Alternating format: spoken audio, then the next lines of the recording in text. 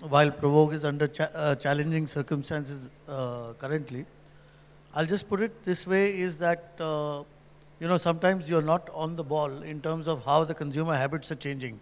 And if you see the new millennials, the most important thing is that they don't read the newspaper.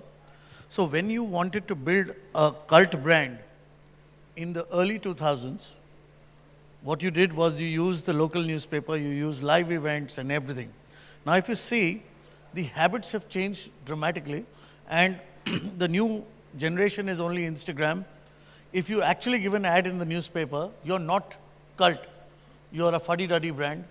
The people who are iconized in the newspaper are uncles and aunties, and the whole environment has changed.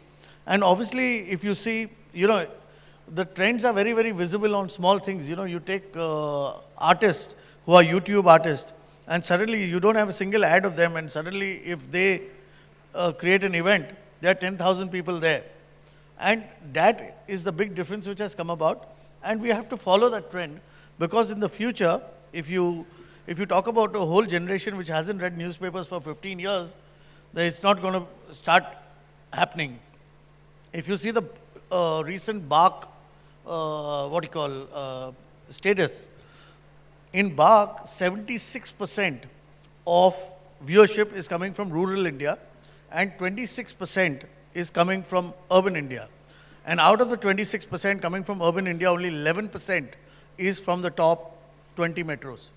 So you need to understand that in our segment, which is cult fashion, the whole idea of cult has changed. If you want to be cult, you have to be cutting edge. People don't want to be seen. The new superstars of tomorrow are people who are very net savvy. And obviously, if you talk about a television channel or a brand or anyone, everyone is choosing the people who are net savvy, because they have a customer base with them.